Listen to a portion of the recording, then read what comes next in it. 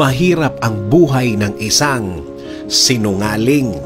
Dumating na ba ang pagkakataon sa buhay mo na ang kakwentuhan mo, ang lahat-lahat ng sinasabi niya ay puro kasinungalingan, na alam mo ang mga sinasabi niya ay hindi totoo, na nanahimik ka lang at hindi ka nagsasalita. Kumbaga, silent ka lang.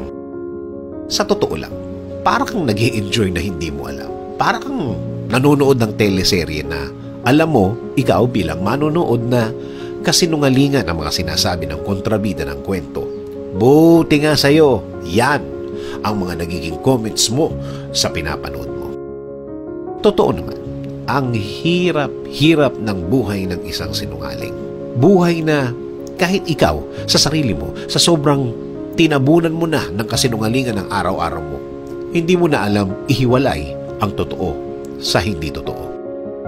Ganyan ang problema sa isang kasinungalingan.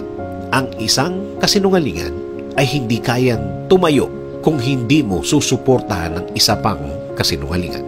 Kailangan takpan mo pa ng isa pang kasinungalingan para magmukhang totoo. At ang mga kasinungalingang ito ay kailangan mong tandaan kung paano mo ito kinuwento, dahil baka makakalimutan mo at magmukha kang sinungaling. Nakakatawa, pero sa kanila, napakahirap ng buhay nila. At ang isang kasinungalingan ay nabubuo ng mga detalye. Kaya, tatandaan mo ang lahat ng mga detalye para maipagtanggol mo ng maayos. Ultimo oras at lugar, pangalan ng mga taong involved sa kasinungalingan mo, dapat tinatandaan mo.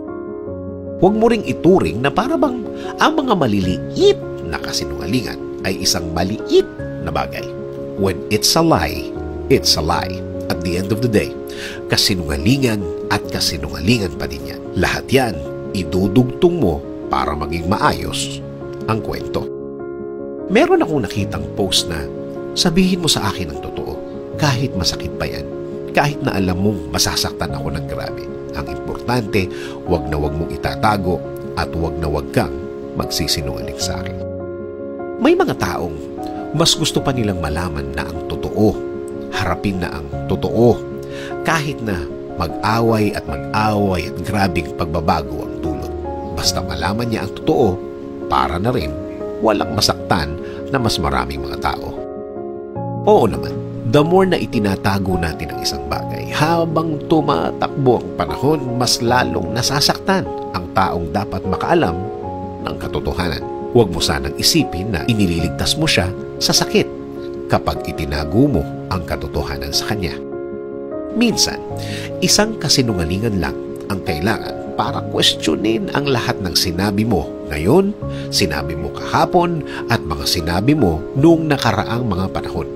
Nalalagay ang lahat sa alanganin kapag nagsinungaling ka na.